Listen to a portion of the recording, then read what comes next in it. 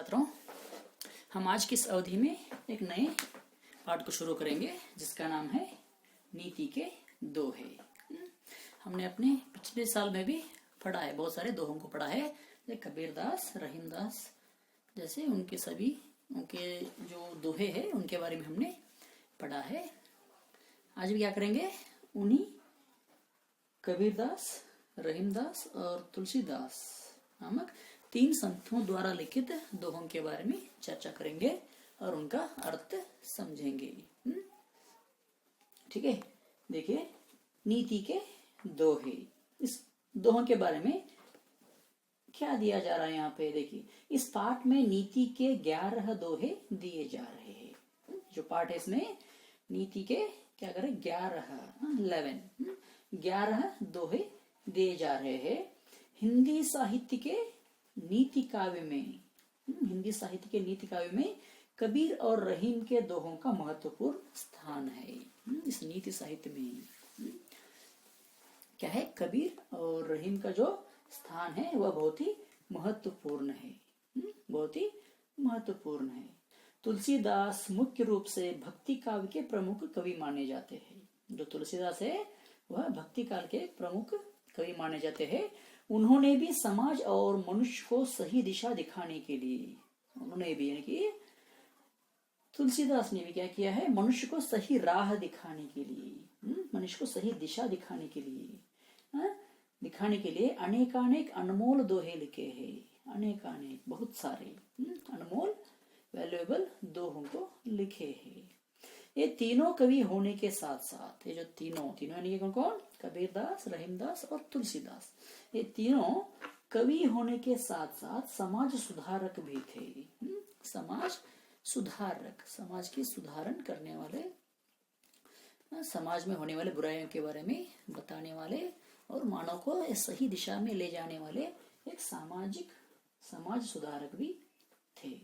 इन कवियों ने अपने जीवन के बहुमूल्य अनुभवों को, इन तीनों कवियों ने क्या किया है, अपने जीवन के जो अनुभव होता है, जीवन के जो बहुमूल्य अनुभव है, उनको ही क्या किया है, दोहे जैसे छोटे छोटे छंद में भर दिया है। दोहे जैसे छोटे छोटे छंदों में क्या किया है, उन्होंने भर दिया है। ठीक है, यहाँ पे देखिए, पहले हम इन कवियों के बारे में देखेंगे। यहाँ पे कवियों के बारे में दिया गया है, उनके बारे में हम देखेंगे। यहाँ पे जो स्क्रीन में थोड़ा सा ब्लर दिखाई दे रहा है, लेकिन मैं आशा करता हूँ कि सब लोग के पास तो टेक्स्ट बुक है ही है, सभी के पास है। आप उनमें से देख सकते हैं, अपनी टेक्स्ट बुक खोल के देख सकते हैं। ठीक है, पहले कबीर जी के बारे में दिया गया है। क्या बताया जा रहा है कबीरदास जी के बारे में, भक्त एवं कवि होने के साथ साथ, भक्त और एक कवि होने के साथ साथ कबीर एक सच्चे समाज सुधारक भी थे। कबीर क्या थे, एक सच्चे समाज सुधारक भी थे। उन्होंने समाज में फैली कुरीतियों और बुराइयों का निर्भीकता से विरोध किया। समाज में जो भी रीतियां फैले हुए हैं, आचरण वगैरह, बुरे आचरण फैले हुए रहते हैं, उनके बारे में, और जो बुराइयां होती है उनके बारे में निर्भीकता से, निडर से, बिना डर से उनका क्या किया है, इन्होंने विरोध किया है। उन्होंने पाहन पूजे हरि मिले तो मैं पूजूं पहाड़, ताते तो चाकी भली पिसी खाई संसार कहकर हिंदुओं की मूर्ति पूजा के नाम पर फैली कुरीतियों का विरोध किया। क्या किया, हिंदुओं जो मूर्ति पूजा करते हैं उनके अंदर, हिंदुओं के अंदर जो कुरीतियां हैं, जो आचरण है, बुरी आचरण है, उनके बारे में क्या किया, उन्होंने विरोध किया। तो दूसरी तरफ कांकर पाथर जोरी के मस्जिद लई बनाई, ता चढ़ी मुल्ला भांग दे क्या बरहा भगा खुदाई। इस तरह कहकर मुसलमानों को भी क्या किया, फटकार लगाई। उनके अंदर जो रीतियां होते हैं, बुरे आचरण वगैरह होते हैं, उनके बारे में इन्होंने उनको समझाया। लेकिन व्यवहार में कबीर सभी से इतना अधिक प्यार करते थे कि, लेकिन व्यवहार में कबीरदास सभी से बहुत ही प्यार करते थे, क्योंकि सभी जातियों और समुदायों के लोग उनके शिष्य थे।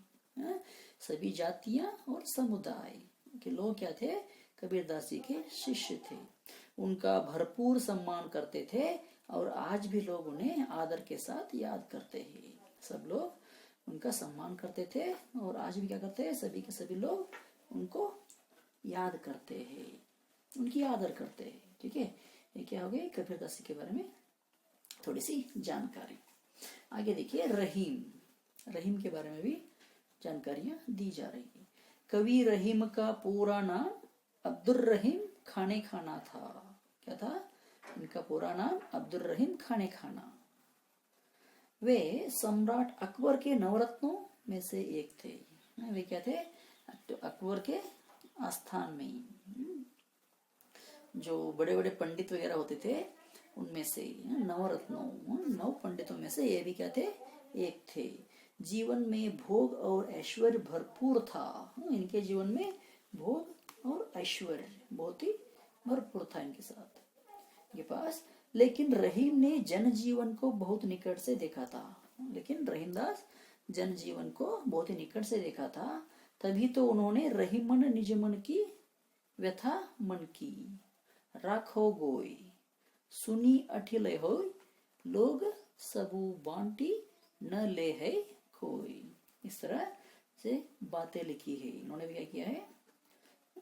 समाज के बारे में, जनजीवन के बारे में बहुत सारे विचार लिखे हुए हैं। छोटी सोच वाले लोगों से बचकर रहने की सीख देते हुए क्या किया है?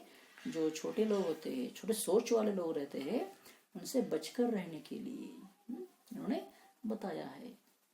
देते हुए कह दिया कि क्या कह दिया इन्होंने? चाहे कुत्ता चाहे काटे या प्यार से चाटे। कुत्ता किसी आदमी को काटे या तो फिर वह उस आदमी को वह चाटे, दोनों ही स्थितियों में रोग लगने का खतरा बना रहता है। दोनों स्थितियों में क्या होता है? रोग आने की संभावना होती ही है। रहीम बड़े उदार मन के थे और जरूरतमंदों की मदद करने तथा गरीबों को दान देने के लिए हर समय तत्पर रहते थे। बहुत ही उदार मन के थे और जो जिनको सहायता चाहिए, मदद चाहिए, मदद करने के लिए हमेशा तैयार रहते थे और गरीबों को दान देने में हमेशा व्याकुल रहते थे। रहीम के दोहे हिंदी साहित्य की बहुमूल्य निधि है। रहीम जो लिखे हैं उनके जो दोहे हैं वह हिंदी साहित्य में एक बहुत ही अनमोल, बहुमूल्य, वैल्यूएबल एक निधि के समान है। ठीक है, आगे देखिए तुलसीदास के बारे में कुछ कहा जा रहा है। तुलसी रचित रामचरितमानस हिंदी का सबसे सर्वश्रेष्ठ साहित्यिक रचना कौन सी? रामचरितमानस। तुलसीदास द्वारा लिखित रामचरितमानस को हिंदी के साथ साथ विश्व भर में सम्मान प्राप्त है।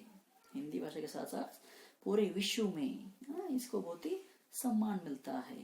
रामचरितमानस को सभी शास्त्रों का रस या सार कहा जाता है। जितने भी शास्त्र है उन सभी शास्त्रों का रस तथा सार कहा जाता है। यह एक ऐसी अमर कृति है, एक ऐसी अमर कृति है जिसकी घर घर में पूजा होती है। उसकी घर घर में पूजा होती है, प्रत्येक घर में पूजा होती है। इसी का प्रभाव है कि लोग एक दूसरे के प्रति नमस्कार के स्थान पर, इसलिए क्या करते हैं? बहुत सभी लोग नमस्कार बोलने के स्थान पर क्या करते हैं? राम राम भी कहते हैं, राम राम कहते हैं। हम लोगों ने सुना है राम राम राम राम, इस तरह करते रहते हैं। इतने महान कवि है तुलसीदास, वो बहुत ही महान कवि थे। जन्म लेते ही माता पिता ने त्याग दिया इनको। जन्म लेते क्या किए थे? उनके माता पिता छोड़ दिए थे। विवाह हुआ तो पत्नी ने त्याग दिया, विवाह के बाद भी पत्नी ने त्याग दिया। लेकिन तुलसी की अपनी भक्ति ने उन्हें, तुलसीदास की जो भक्ति थी, राम के प्रति भक्ति, उस भक्ति ने उन्हें ऐसा अपनाया कि वह भक्ति ने उनको इस तरह अपनाया कि आज वे अपनी कविता के साथ सभी के मन में बसे हैं। आज भी वह कविताओं के साथ साथ सभी लोगों के मन में वह बसे हुए हैं। ठीक है, ये क्या हो गए? तीनों कवियों के बारे में जानकारी। ठीक है, अब हम दोहों को देखेंगे।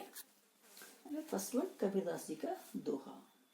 अति का भला न बोलना, अति की भली न चूप, अति का भला न बरसना, अति की भली न धूप। ये क्या है? पहला दोहा है। ठीक है, यहाँ पे कबीरदास यह कह रहे हैं कि अति का भला ना बोलना, अति की भली ना चूप। हाँ? मनुष्य को ज्यादा भी नहीं बोलनी चाहिए। हाँ?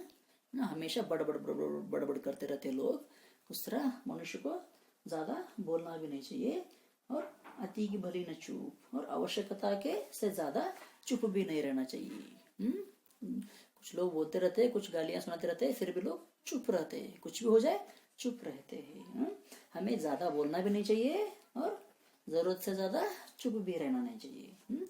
जिस तरह ज्यादा वर्षा हुई तो किस तरह हानि हो जाती है, और ज्यादा धूप पड़े तो भी, ज्यादा गर्मी पड़े तो भी क्या हो जाती है, प्रॉब्लम हो जाती है। उसी तरह जिस तरह ज्यादा बारिश होने से भी प्रॉब्लम हो जाता है और ज्यादा धूप पड़ने से भी प्रॉब्लम हो जाता है, इसी तरह आदमी को ज्यादा बोलना भी नहीं चाहिए और आवश्यकता से ज्यादा चुप भी नहीं रहना चाहिए। ठीक है, इस तरह वो अपने पहले दोहे में बता रहे हैं। आगे, मीठी बानी बोलिए मन का आपा खोए, औरन को शीतल करे आप हो शीतल हो। ठीक है, आगे जो बचे हुए दोहे हैं उनके बारे में हम क्या करेंगे, अपने कल की अवधि में चर्चा करेंगे। आज की अवधि में इतना ही काफी है। ठीक है, धन्यवाद।